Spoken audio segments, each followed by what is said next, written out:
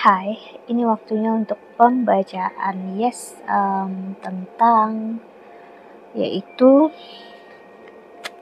kilasan atau ekstra yang bakal kita lihat atau kita intip untuk kamu di 2025 ya, dan ini untuk zodiak.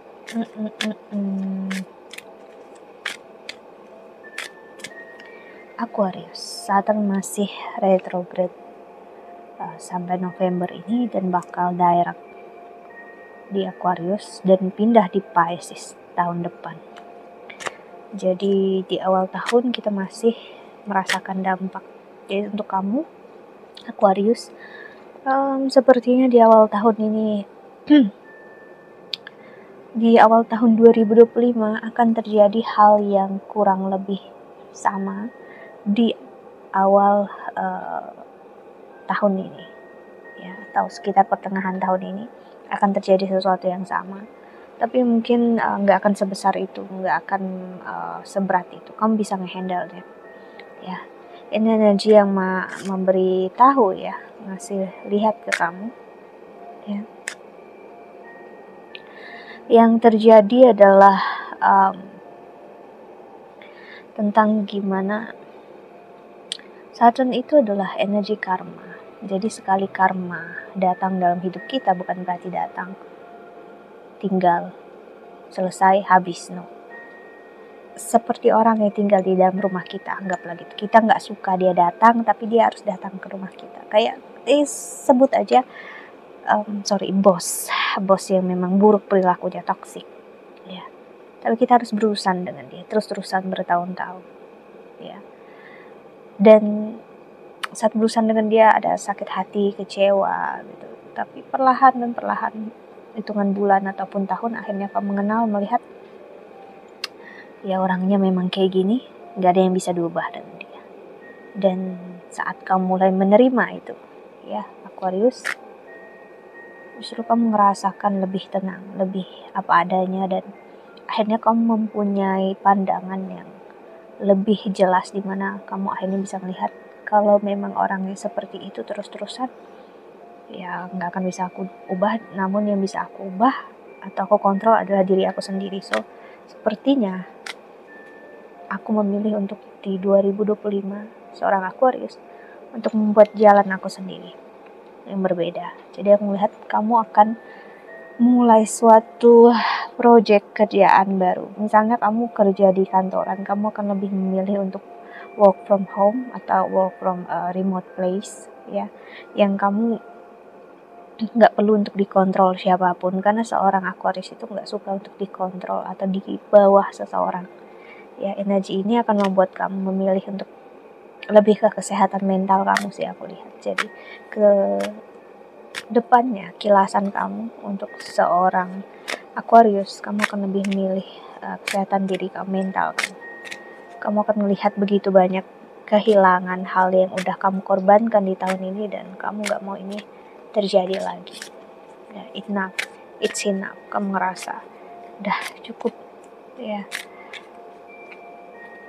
karena kamu akhirnya menyadari gak ada yang bisa kamu kontrol di luar sana kecuali hidup kamu sendiri.